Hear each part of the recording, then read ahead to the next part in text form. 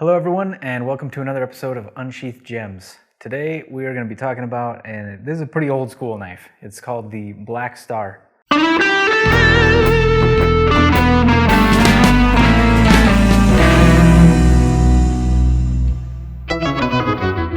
Black Star is a knife that basically came from the Laser Strike. Many years ago, we made a knife called the Laser Strike. It was designed by Jeff Randall, who is the owner of Essie and who basically runs that company. So the Laser Strike in time became the Black Star.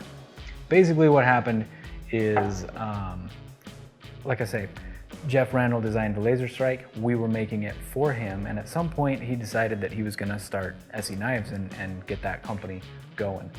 As that company got started, of course it was his design, and so he took it with him, and there's no hard feelings. That's one thing that I want all of our customers, all of our listeners to know.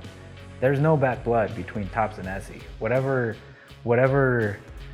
beef people think exists is all in their own heads. We talk to those guys at shows. We talk to them on the phone every now and then. They're good dudes, and so let it go. We're all on the same team here. Anyway, point is, Essie Knives started and became a thing, and the Laser Strike went over to Essie Knives. And here at Tops, that knife had been pretty popular for us. It was good design, and we wanted to do something that was pretty similar. And so we started this one, which is the Black Star. It's actually very similar in size and shape. Jeff Randall knows that. We were good to make this. We made this for a few years. We made almost three versions of it. There's the Black Star, the Black Star Evolution, and then later on was the Kuma Evolution, which we worked on that one with Johnny Tai. And so basically what you're looking at here is kind of the classic old school Tops 1095 black linen micarta black powder coat knife. This is almost all of our older knives had these features: black powder coat, 1095 black linen micarta.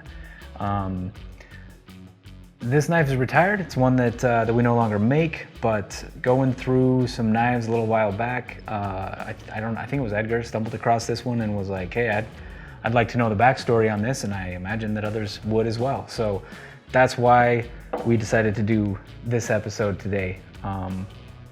This knife, the cool thing about knives of this size is this is kind of your overall do almost everything knife. So the Fieldcraft, the Hog, the D-Fly, we make multiple knives in this size because there's such a huge market for it. It's about a 4.5-inch blade with a full handle that gives you enough to do almost anything you might want to do in the woods, in a survival situation. A lot of people may like bigger or smaller knives. That's fine. I personally carry smaller knives, and if I'm going out into the wilderness, I'll carry a large knife also. But a lot of people will take something just this size. That's all they need. 90% of what you got to cut, this is long enough and sharp enough to do it. So anyway, that's the Black Star. Kind of a blast from the past.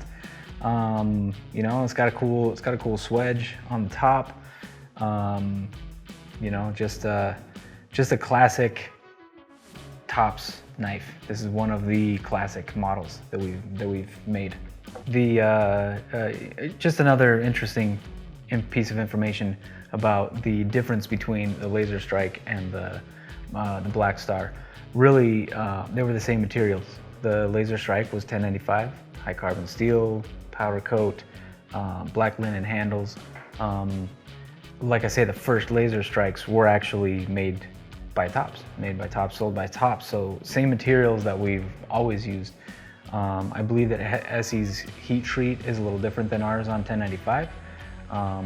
We do a differential heat treat. I believe theirs are through hardened. Don't quote me on that because I don't work for Essie, so I don't know. But that's then kind of the main difference between the knives. There's a little bit of fit and finish that's different between kind of the older stuff and what we did on the Black Star, and then the Swedge also is kind of the other main difference. We took just a little bit more weight out of the blade to keep that more in the handle. With a knife of this size, you want that balance to be in your hand. You know, if it's too heavy on the blade with something this size, it's a little cumbersome to use. And so that's one of that's kind of the main differences. Tons of similarities, clearly, but that's one of the main differences. So, thank you all for checking out this episode of Unsheathed Gems. We do these for you guys. You know, we get a lot of questions from people. Hey, what about this knife? What about that knife? These videos come about because of suggestions that you make. So you guys tell us what you want to see next. Do you want to see something old, something new, something interesting?